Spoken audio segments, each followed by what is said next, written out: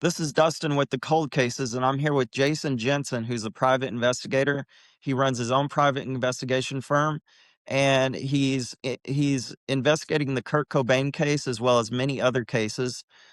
He's accomplished, and he's an accomplished private eye.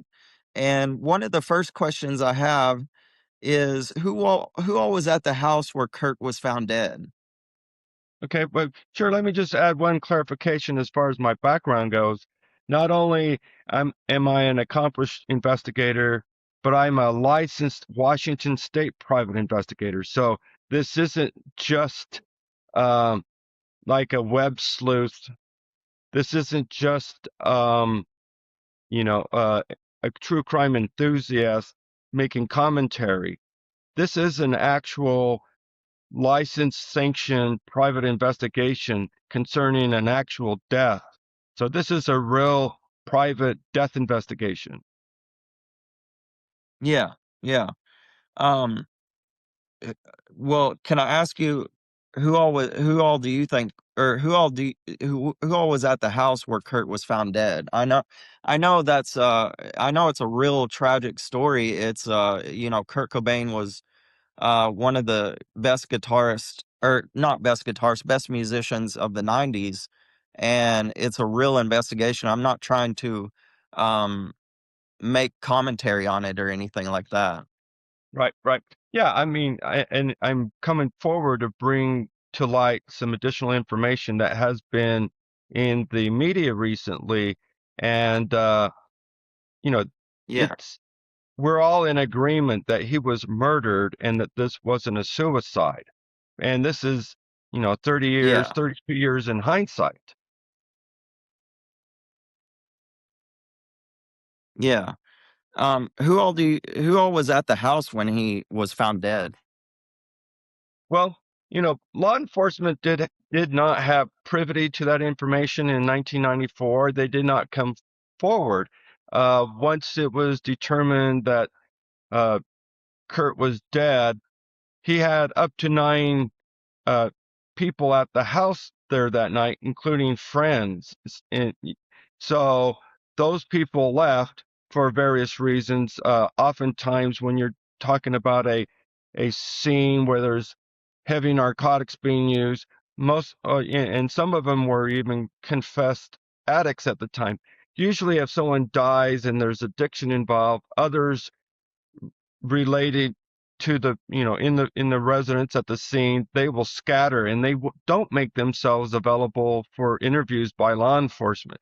So at that time, these nine individuals who from April 5th to April 8th were at the house did not make themselves available, or didn't think they had information that was relevant, to help with the investigation, or they were fearful that if someone could kill Kurt, that it would be easier to kill them since Kurt was a rock star. So that usually has a silencing effect on people. So now they're starting to come forward. One of the individuals who has been public about it was a friend of Kurt Cobain's. His name is I'm sorry, his name is Joe Burns, and Joe Burns has even published a book about it. That might be a good follow-up interview for you because he has some testimony that's quite revealing about the night of Kurt's death, to the degree that he reports in his book that two individuals helped assisted Kurt up the stairs to the greenhouse while he was already under self-induced uh, narcotics, and then they gave him a hot shot that was lethal in nature, and then somebody out of that group shot him. So thereafter, Mm. he said he walked up the stairs and peeked into the greenhouse and saw Kurt dead.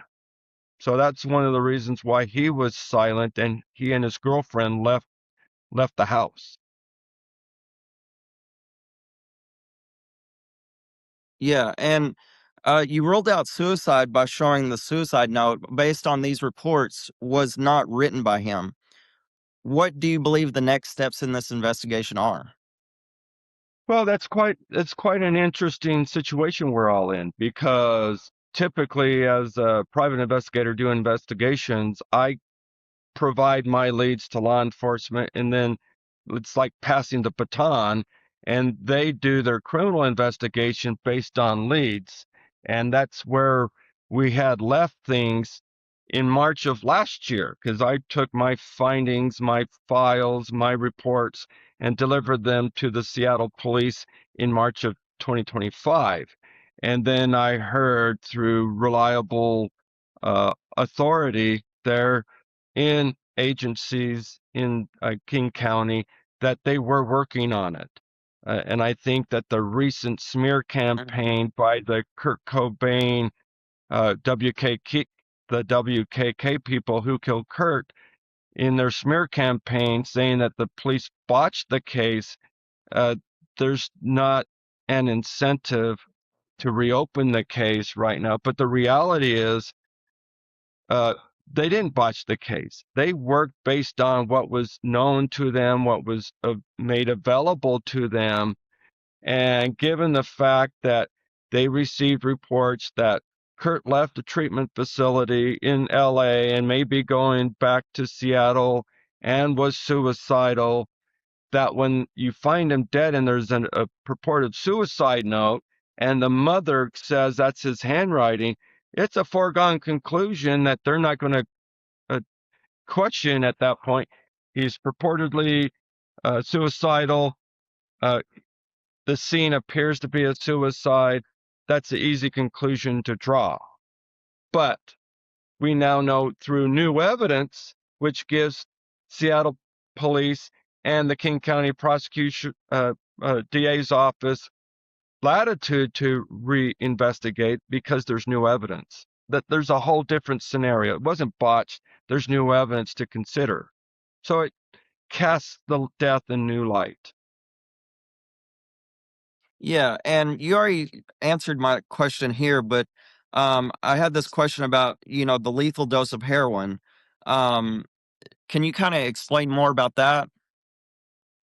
Yeah, I mean, that they, and I say they because I'm not a pathologist, I'm not a drug treatment expert, but they're saying that the dosage was 10 times the lethal amount. So that's revealing all in the meaning of those words. It's like if it was lethal, how quickly would you die? But the pathologist I interviewed said that it would have rendered him incapacitated if he wasn't dead because he did have a high use tolerance. So, was it enough to Mhm. kill the guy or was it enough to leave him incapacitated? Either way, it rendered him incapable of operating the mechanics of the shotgun. Okay. Okay, yeah. My last question is, because it was 1994, um, do you think that when everybody was saying it was suicide to the police, and then the police investigated, like you said earlier, they didn't do a bad investigation. It was just new evidence later on. But can you kind of explain in your own words how that happened and everything? Well, how it came about was there was an assistant district attorney present at the home, after they were clearing the case, and the media had gathered outside. And when she came down the stairs, they peppered her with questions. And she said, "We found a suicide note." And within hours of his death, rather than waiting for official findings from the medical examiner's office, they ran with it worldwide that Kurt had committed suicide. At that point, uh,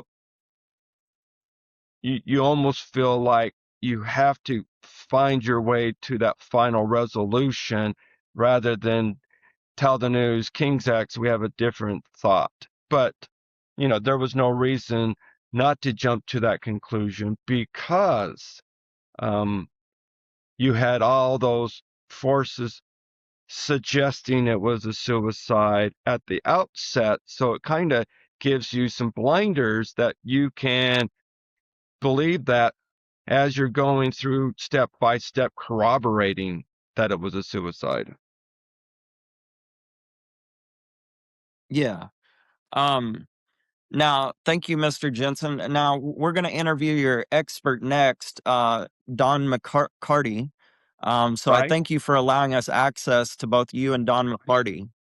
Yeah, not a problem, not a problem. I would like to add one more thing, and that is I gave you the autopsy report, and one of the Yes, things sir. I wanted you to understand is there were three components that made up the decision uh, that's outlined in that autopsy report, and that was that there was a suicide note, that he died of a gunshot blast, because obviously the shotgun injury in his mouth was fatal, and that the shotgun was in on his chest, held by his hand, and so that was the basis for the suicide Oh, conclusion. yeah.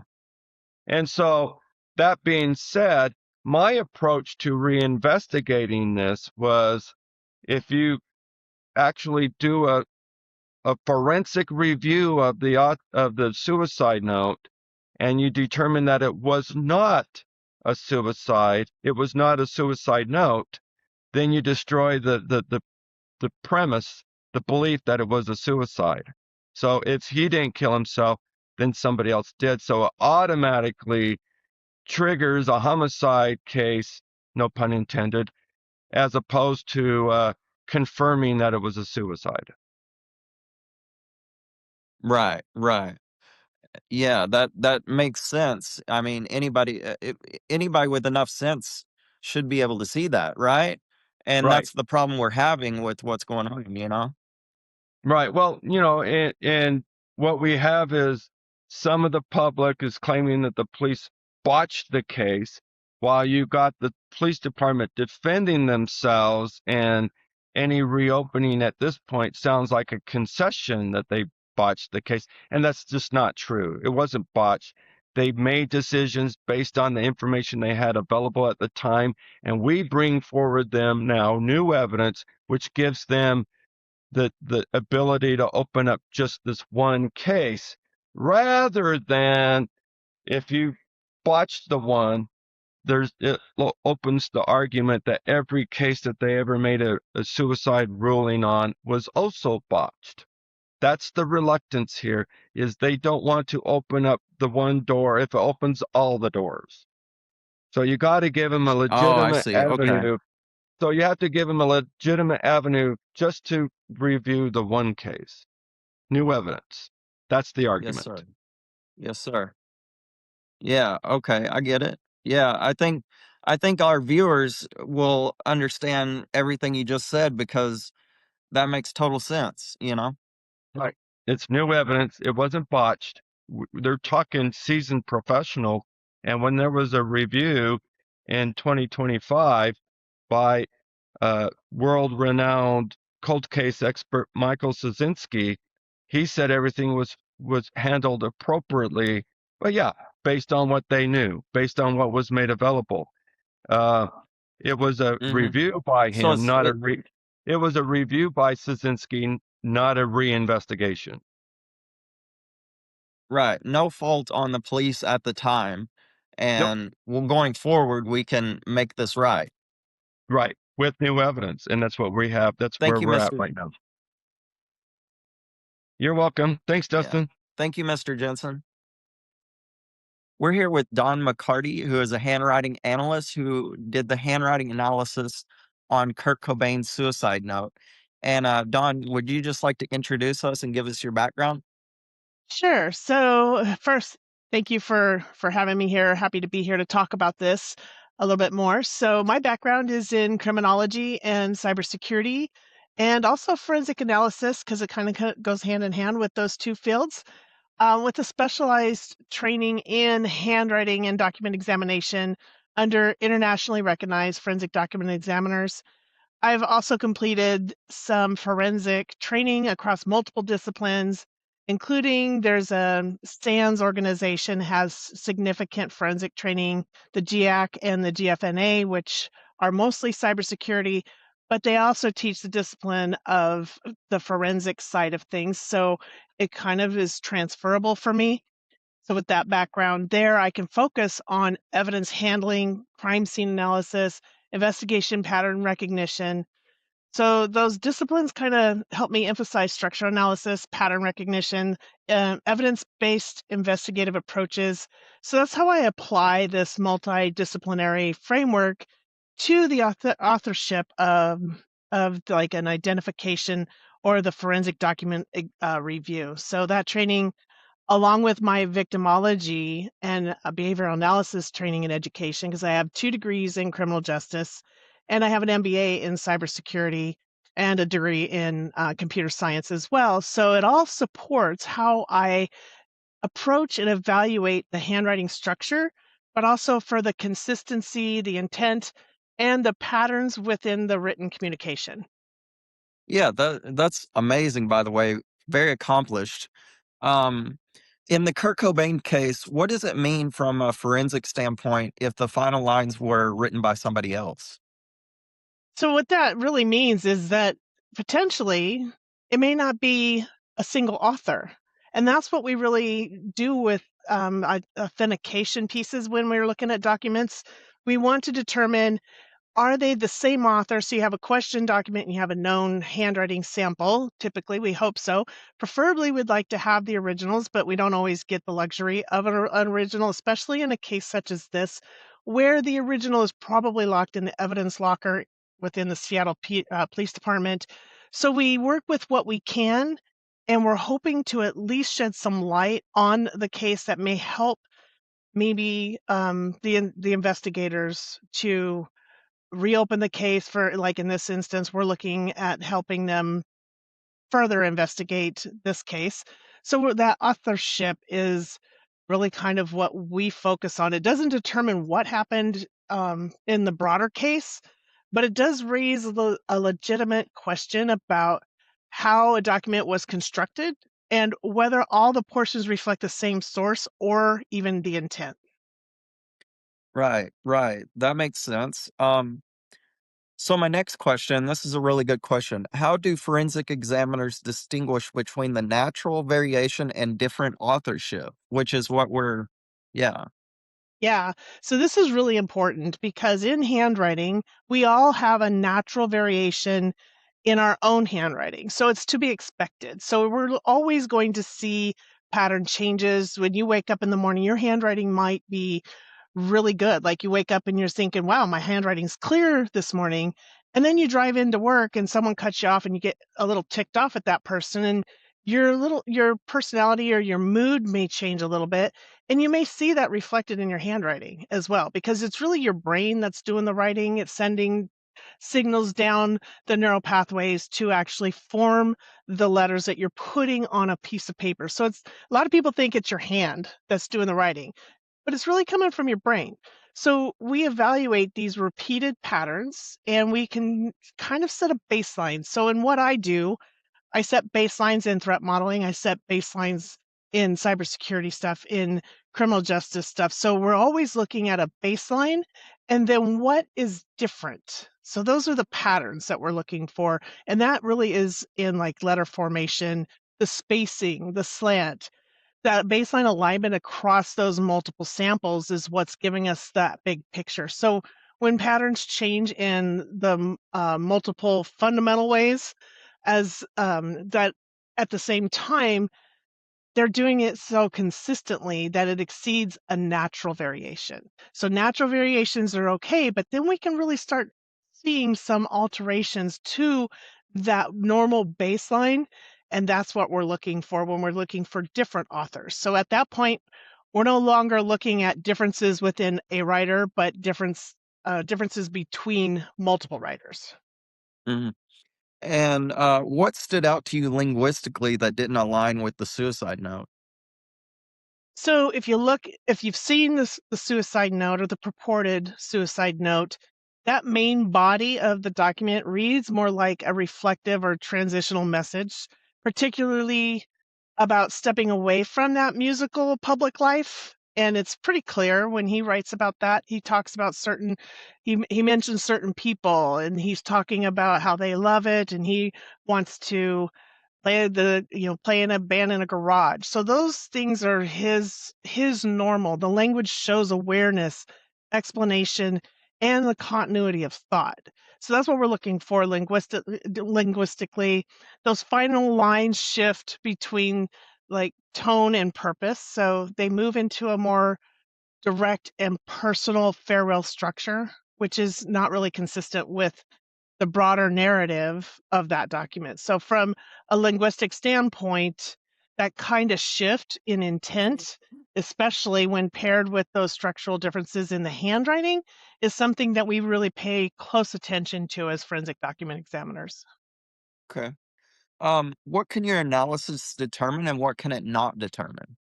This is a really important question because we cannot determine or identify whether different sections were likely written by the same person based on, or let me rephrase that. We determine what is identical or significant um, in documents, and then what's different in those sections, and if they're likely written by the same person based on that structural pattern, or on the contrast, it doesn't determine who wrote each section. It doesn't have a name to it, so I can't say, "Oh yeah, Kurt wrote this," or "Billy Bob wrote that." We don't know that unless we have that known sample to compare it to, which the known sample is very important to understand whether or not it's a single author. Without that, we wouldn't have that information. So when we have a known sample of Kurt's handwriting, and then we look at the last 4 lines, for example, on that suicide note, that's when we can determine, okay, so this is Kurt's handwriting, but this likely is not his handwriting. So Right. we won't be able to establish a motive or assign responsibility or anything like that. So those conclusions require a much broader investigation that's beyond the scope of a forensic document examiner. Right. So basically, you need comparative evidence. Exactly. I can look at 2 samples and say person A wrote both exemplar in question, but person A may not have written a different sample of with incomparable. That just didn't make any sense, did it? Let me rephrase that. No, it made sense. It made total Okay, sense. yeah. So you got to have A established body, knowns yeah. to really assign it to, okay, we know this much. This much we know. And when you don't have names, you might have, evidence. Maybe you found letters, and this is a good example. We'll take it off the Kurt Cobain spotlight for a second and say you're digging around in your attic and found grandmother's letters to maybe your husband or your parents or something like that. You wanted to establish, is this her handwriting? And maybe you found a different document that kind of looks similar, but you're not really sure. So we could look at those and say, this may be grandma's handwriting, and if it is, then yeah, grandma also wrote that. But we wouldn't be able to say for certain without having an established known document. Right. Right. Well, that's very interesting, and I'm astounded by how well this document was written, your reporting document.